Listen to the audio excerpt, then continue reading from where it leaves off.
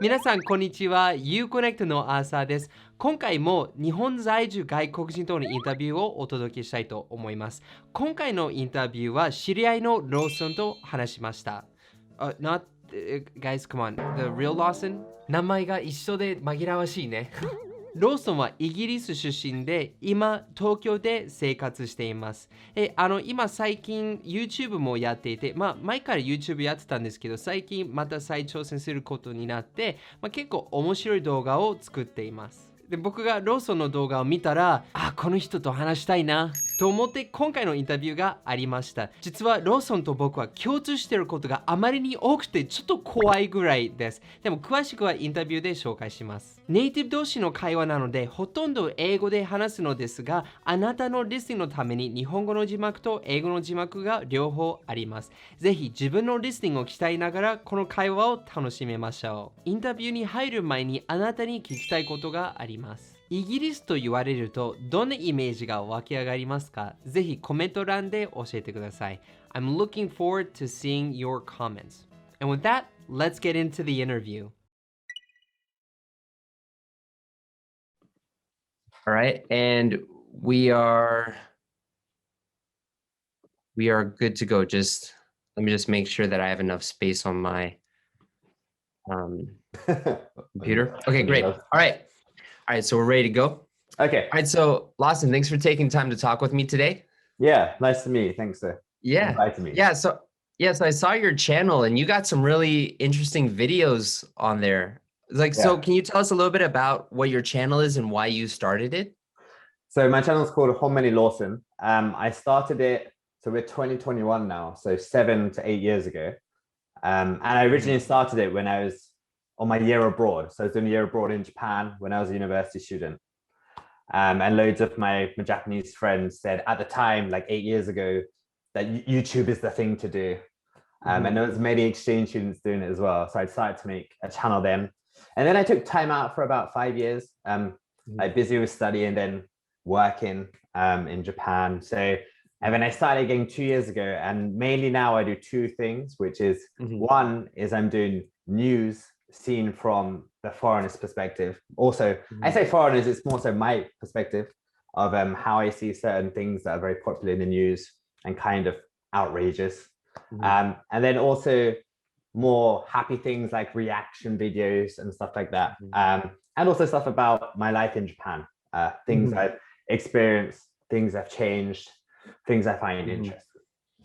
That's really cool. So what would you recommend? What kind of a person would you recommend your channel to? Like if a person wants to do X, they should watch your channel. I think mainly people who are interested like in stuff related to abroad, people who want to know the mindset of a foreigner. I know it sounds quite cliche, but if people want to see how foreigners in Japan live and how foreigners in Japan maybe think and experience things, I think that'd be really interesting for them. Yeah, well, that's really cool because I'm actually kind of doing something similar. Right. You know, at the beginning, I was teaching a lot of English stuff, but I see a lot of my followers, they want to just hear real English and they like to hear my viewpoint about lots of things as a foreigner in Japan. So we're partners in crime. Yeah, exactly. In that respect. Yeah, totally good. Yeah, exactly. So, but that's really cool. So you started years ago and it seems like you have a really long history with Japan. Can you share your story of why you started learning Japanese, why you were interested in Japan, and how you kind of led up to now? Right. So when I was in high school, so I was around 14, I was really fortunate that my high school was had a speciality of foreign languages. So by the way, sorry, where are you from, by the way? Oh, I'm from London in the UK, England, sorry. There we go. So school in London. Right, school in London, yeah. So when I was in London in my school had a speciality of foreign languages. So we had to always study two. And I originally studied French and German, but then my teacher could also speak Japanese. And she said, you know, it's crazy that we're a foreign language school and all we have is like the European languages. We need to branch out. So she decided to make a Japanese like group, like an after school club. And then I got invited when I was 14 and I started learning then. And obviously, you know, when you first started learning Japanese, it's like hiragana and katakana. It was like very basic and some phrases. But I really liked the language. I found it really fascinating. It was like a secret language. because no one could understand what I was writing in my very bad, like, hiragana. And then from then onwards, it kind of like just, picked up pace, and I started learning more about the language, and I liked it more. And then I studied it at university. I studied Japanese university. And then all of a sudden, it was like been 7-8 years I've been studying in Japan. Yeah. Then it continues and continues. And then now I'm working in Japan. Okay, cool. And so what's your main gig now? What do you do for a living? So I work in a Japanese company in Tokyo in like finance. Oh, So wow. yeah. So it's not really like, so basically I'm just doing a job that a Japanese person would do, but I'm not Japanese. Like, Wow. So I use my English as well sometimes when we work with foreign clients, because not many people can do that in my company that well. But そんなに上手になったんだ。全然上手じゃないんですけど。Wow. No, but dude, no. One of the things that was really I don't know, that I was really impacted by when I watched your channel was just how good your Japanese is and how smooth it is. And I think a lot of that is just because you worked really hard, and now you use it for your job, and like a regular, not an English teaching job, but a regular job. Right. But how did you study so that you became so good at Japanese? Right. So one of the things I always made sure to do was, especially on my year abroad and when I was studying abroad, is I spent all my time with Japanese friends. So I think some people didn't really like me because I didn't hang out with non-Japanese people almost, like, because they're like, why won't you hang out with me? But for me, it was like a year abroad. I was there to study the Japanese language. So I tried my best to just hang out with my Japanese friends and do very Japanese activities. And I think that really impacted my Japanese. Yeah. I really found that when I came back from a year abroad, so basically me and my other like dokyusei, we went at the same time to different universities. Yeah. So we had like a year out, we didn't see each other. And then we came back and everyone was like different, right? So you had one guy who just spent a whole year writing kanji, and he was like a kanji god. And then you had another person who they did a year of translating, so they were really good at translating. Like when we had any homework for translating, they could do it in a minute. Mm-hmm. And then you had some people who were just hanging out with exchange students, just speaking English for the whole year, and you could tell that their Japanese hadn't improved as much. And then I and some other people would spend all our time with Japanese people, and that kind of, you could show you the impact I had on the language. That's one thing I try my best to do. I have to say, that's kind of funny that you mentioned that, because I did the same thing actually. Right. So I studied abroad in the 2013-2014 school year. Yo, same as me. Oh, cool. Wait, how old are you? I think, are we the same age? Wait. I'm 29. I'm 29 too. I'm turning 30 in August. Oh, I'm turning 30 in January. So we're based. Oh wait, what? So you're 1 year older then, technically. Yeah. But you're senpai. Oh, yeah, senpai. But we're like at the same level, dude. We were talking off camera, and we both have like children that are like almost the same age. Yeah, you're 4 months, I'm 6 months, right? Right. Yeah. Wait, so is it a boy or a girl? Boy. Okay, yeah. My son's probably cuter than yours, but no, I'll show you the pictures later. I'll send you a photo. We can have a competition. Yeah, we can send it to everyone, and they can decide who has the cuter baby. Yeah, just make a vote. Oh man. Yeah, but I did the same thing too, right? So I actually started studying Japanese when I was 13 or 14. I was really into drawing pictures. I'm drawing manga, and I wanted to become a manga artist. Right. And I was like, okay, if I'm gonna learn how to draw manga, I gotta go to Japan. So I need to learn Japanese. And where I'm from in Boston, there's no Japanese language education stuff at all. Right. So I had to do self-study, and I had a tutor and stuff. But when I came to Tokyo in 2013, I was like, okay, this is my year. I need to make the most of it. I'm going to establish my business. I'm going to establish my life in Tokyo, because I'm going to come back. And so they had a lot of like services to help the ryugakusei. Yeah. Like with finding an apartment, jumin toroku, I was like, no, I'm not going to do that. I did it all by myself. You did that by yourself? Yeah, I did it by myself. And my Japanese improved so much in that first month. And yeah, but I had the same situation where like a lot of the 同級生の留学生 looked at me kind of strange Yeah, because I yeah. never hung out with them. Right, And they're right, like, right. oh, I thought you left or something. You know? I thought you went back home. Like, Yeah. yeah, I get the same thing. Yeah. Yeah. But I will tell you, one of the most impactful memories that I have is it was like my last month in Japan, and I was at my school. I went to Aogaku, by the way. Oh, And okay.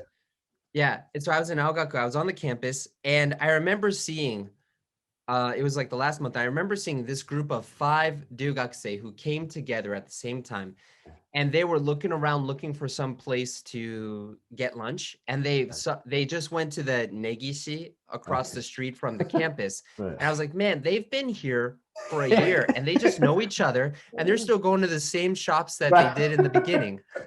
Yeah, I mean, I had the exact same thing. I literally I think it's a very common thing with study abroad. It's very easy to kind of stick around in the ryugakusei bubble. Yeah. And then you end up just speaking English for a year. Yeah. And you go home like, what did I spend that money on? Like, what, Right. What did I do for that year? So at your university did you also study in London too? So yeah, I studied at Oxford. So I did Japanese at Oxford, yeah. Okay. Hello, Mr. Oxford. No. So, are there a lot of Japanese ryugakusei in Oxford? So no, like there's barely any. There was so when I was there, so there is many ryugakusei where it's like tanki ryugaku, so they come for just like 4-week summer programs, which is like really expensive, like oh my god, like crazy amounts. That's for another video, but like there's not many like kokan ryugakusei. I'd say there's like maybe 50 in a year. There's like barely any. Okay, so you didn't really have much opportunity to interact with Japanese people in Oxford then? Yeah, so I spent, so basically, in regards to that, I had some friends who would, I say friends, they became my friends. I made them my friends when they came for their like I made them my friends for like the 6-week summer program. And there were some also Japanese students who were enrolled at Oxford, so they were like moved to England when they were 10, and then went to English high school and then got into Oxford. And so they weren't ryugakusei, they were like actual students. And I became friends with them, and there was like a Japan society as well. So I took part in that as well, which meant that I was kind of always around Japanese people in that sense. So I tried my best as well when I was in England to not be in England. Like, no, that's really cool. So I'm really curious, man, because I thought you came here as like an English teacher, like everyone else. Right. But you're like doing a real job. So let's not have that conversation. I know how you feel about that, but we don't have to talk about that details. But that's actually one of the like biggest sources of like insecurity in my life in Japan, when I'm like, hey, I teach English, and then people assume I'm teaching at like a school or like Eikaiwa. Right. But so what is it like working at a regular company? Well, kind of like a finance company in a normal position, not the gaijin position, but like a regular position. Right. It's really tough. Well, like, I mean, so I've been working, so I came here 2016. So I'm just finished up my 5th year now. I'm going into my 6th year. Dude, I just gotta stop you. I got married to my wife in 2016, and since that time I've been in Japan too. Oh yeah. What is with this life mirroring? Like seriously, man, dude, you're just like you're a cooler version of me. No, you've got a better beard. Well, I mean, but I mean, I worked very hard for this baby, so no. But anyways, please continue. So I'm just going. So from April, I'll be in my 6th year of the company I'm working in, and it's very, very Japanese. It's very domestic. Hence why I got hired, I think, because they needed some people to do the non-domestic stuff. But there's a lot of culture shock. Before I joined, I do love my company, just in case a lot of people in my company study English, so someone might watch this and be like, hey, I know that guy. But I do love working my company. It's a really good company. But there's a lot that being a foreigner and going into the company with my expectations. And then what are the expectations of a standard Japanese person? Obviously very different. There's lots of things where I thought I understood Japanese culture from my time abroad, like year abroad. But being a like shakaijin in Japan and being a gakusei is just like complete different world, which is something I didn't fully understand before. I was like, yeah, I'll go work in a Japanese company. That wouldn't be any different than gaishike. And then, so it's things like that where at first I was a bit like, well, okay, I didn't, like just things like the way you sit and the way you speak to certain people, in the sense that even if you use keigo, there's still a way in which you can't say certain things in certain situations or stuff like that, where I think if it was in English, you could say that to your boss, and you could say that to someone who isn't your boss. All these kind of very fine, peculiar things where I thought I kind of knew, but then when you start experiencing it and you're like, yeah, I didn't know this. So it's quite difficult, but it is very fun. And it has definitely impacted my Japanese. Like when I compare back to 5 years ago, my Japanese wasn't like it is now, especially my keigo. So it is very good in that sense, especially for like learning Japanese and going even further. Can you give me like a specific experience that you had that really kind of symbolizes that culture shock thing, like a specific scenario in your life?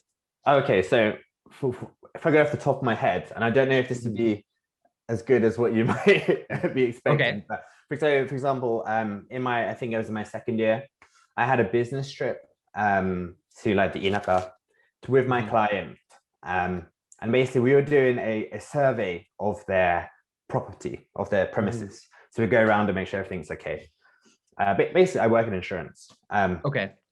So we were doing that. And I remember, so this is something I didn't realize at the time until my senpai told me afterwards. When we had a nomikai, he said it in a joking way, and I didn't realize. But basically, when we were reporting back our findings to our client, I was sitting with my one leg over my other leg, like crossed, when you're kind of like, which is, I mean, in England, that's just a very standard way to sit. I think it's the same in America as well. It doesn't, there's no power balance. It's not, I've never thought it to be rude. It's just the way someone sits.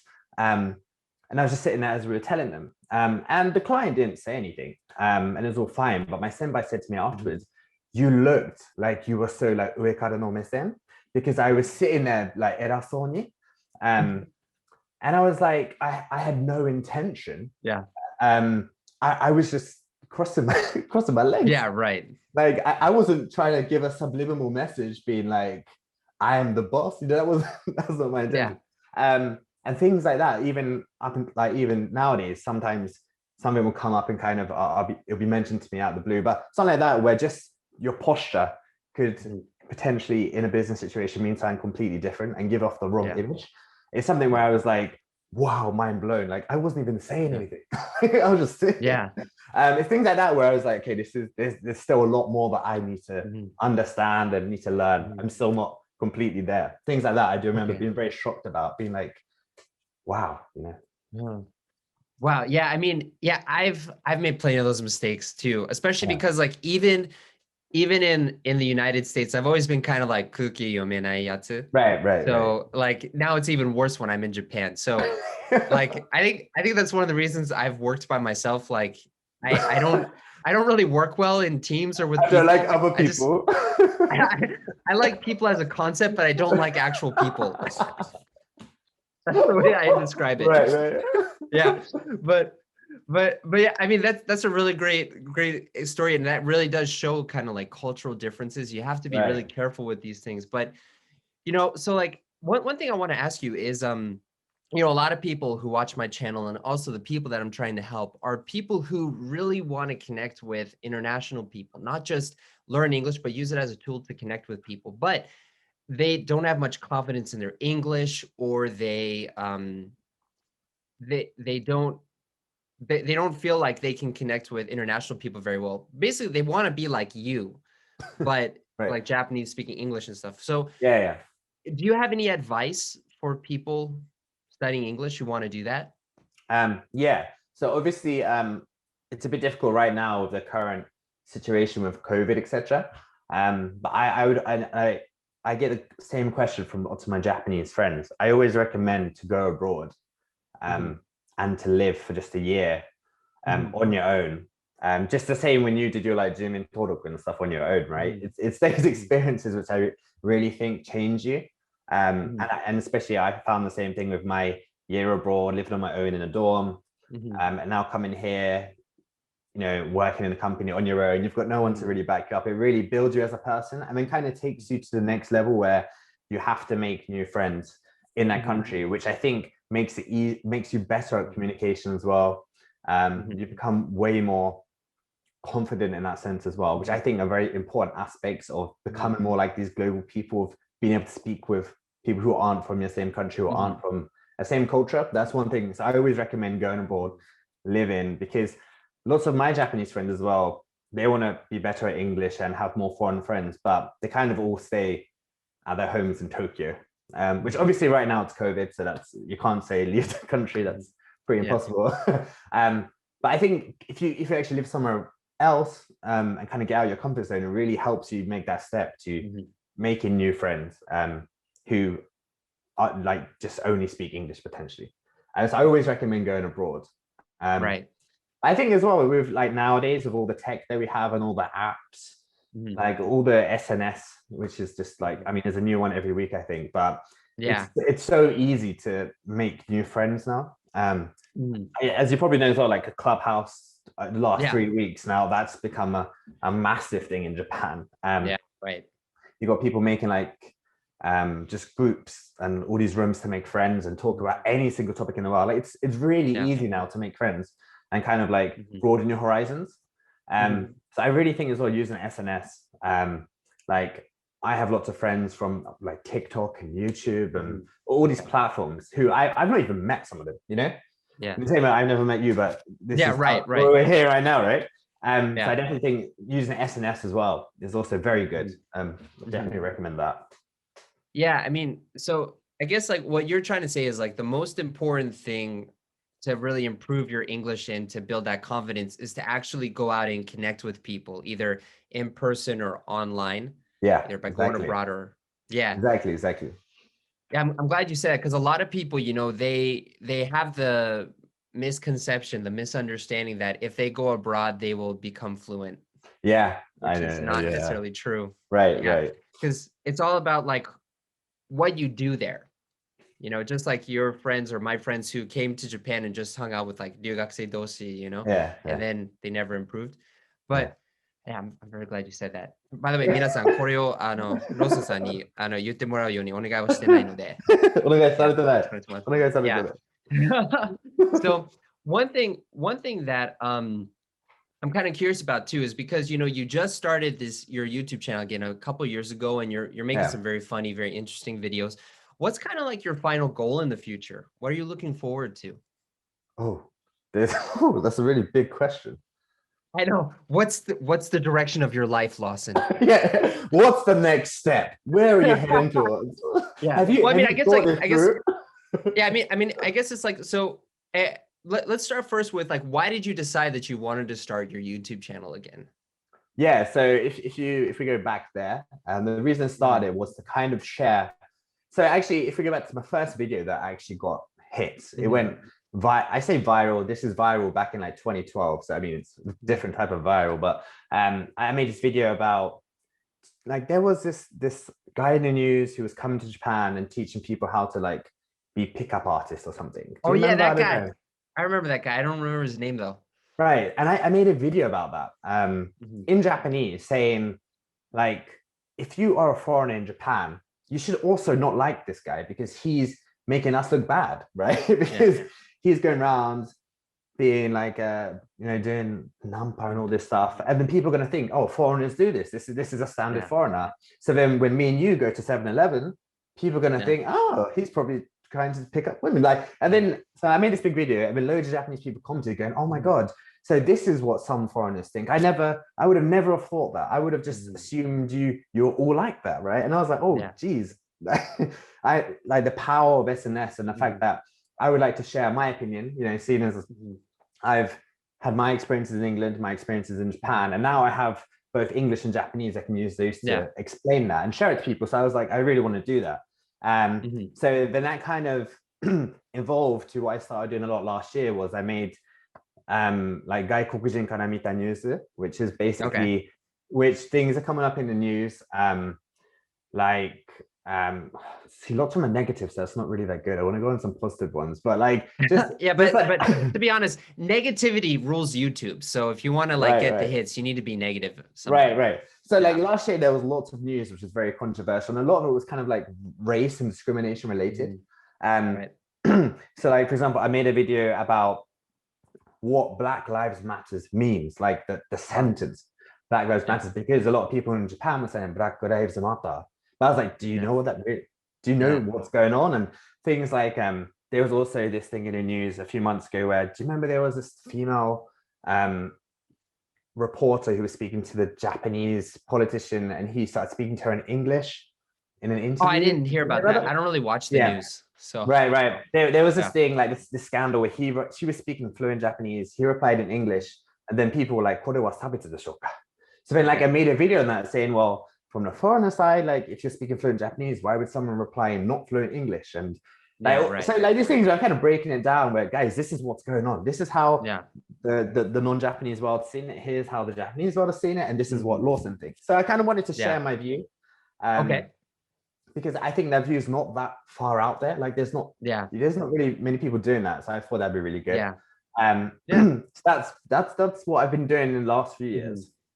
And in the future, I want to kind of like keep on going with that. I like doing discussions. I think it's really interesting. Like the interviews like this, I really like these. So I plan on kind of doing more stuff like that, speaking with more non-Japanese people to kind of get more opinions and share that with the Japanese people who want to be global doomsday. Well, no, that's really cool. You know, I think there's definitely a place for that now. You know, a lot of people, you know, kind of like the English teaching market on YouTube's kind of saturated. You know, everyone's kind of teaching that, and now more and more people want to see like 外国人から見た日本とか、外国人から見たニュースとか. So, yeah, dude, I would love to work with you on some videos. We were supposed to do an interview for your channel too, but let's keep in touch, and I can definitely I'd love to work with you some more, you know. Seeing as you are basically like my brother, like you're me from a different reality. Like we're like I'm the American version, you're the British version. Oh my god, that's exactly what's happened, right? That's crazy. Oh, man. Everything lines up. So one thing that I just want to talk with you about. So one thing about like the final thing to talk about is you know, on my channel, I'm actually quite critical of the English education system in Japan and about how it needs to change. And I actually started working at Tokyo Doshigakuen in Minato-ku to try to make some changes there. Oh, cool. But like, have you ever been an English teacher? So not in Japan, but I took part when I was in university on like these summer programs. So I went to Korea for 1 month to teach in like the inaka in Korea. And I also taught in Beijing for 1 month as well. But you haven't really experienced the English education system in Japan. No. Okay. So I'll try to change a little bit. So what do you think is the reason why most Japanese people who study English don't actually end up speaking? So is purely my opinion, right? Is that okay? Yeah, just your opinion. It doesn't have to be right. It just has to be your opinion. Right. Okay. Oh my god, so much pressure. But I think there's two aspects, right? And just to clarify as well, when I was a ryugakuse, I did also do eikaiwa baito. So I mean that's a little bit, but it's nowhere near as much. But I from the people I've met and my Japanese friends from when I speak to them, I think there's two things. One is like people don't do that much like study abroad. So there's from what I see, my friends don't go for a year. They maybe go for like a 4-week program and then come back. But in those 4 weeks as well, they kind of hang around with their Japanese friends on the same program. So it doesn't really count in the end. And also from most of my friends I've spoken to, their English teacher in high school and like chugakko were mostly Japanese. So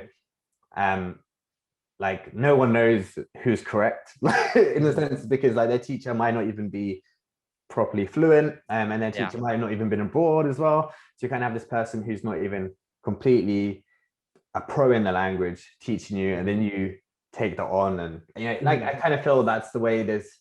It's quite very domesticated. Yeah. That's just the way I've seen it. I don't know how much. Please tell me. No. Listen, there's no right answer. I mean, I know the right answer. I just want to know your opinion. That's all. Yeah. But anyways, Lawson, it's been a pleasure talking to you. I'm really glad we got to meet, and I'm sure we'll do another video in the future. Yes. I'll have to get back to you once I sort out my cameras and stuff. Thanks, man. Talk to you next time. Bye-bye. Okay, thank you. Bye. Wonderful. Okay, great. いかがでしたか？お役に立てたり刺激的だったらとても嬉しいです。あなたのためにこの在日外国人とのインタビューをやっているので、何か改善点とか今後変えてほしい、もしくはこういうことを話してほしいことがあれば、ぜひコメント欄で教えてください。Remember, the key to learning English is to not study it, but to use it in real situations. Use it for communication. で、そのためにこのインタビュー動画シリーズを作っています。で、もしあなたは英語をたくさん勉強するのに外国人の直面したら頭が真っ白になって言葉が出てこないと思ったことがあればご安心ください。そのために IU-Connect があります。IU-Connect の目的はあなたが英語を学ぶだけではなく実際に使える英語力を身につけて世界に飛び出していただくことです。外国人と実際に話すことです。そのためにいろんなコンテンツ、いろんな活動があるので興味がありましたらぜひこちらをクリックしてください。You can also click the link in the description box below. As always, enjoy your English adventures. 一緒に世界とつながりましょう。See you next time.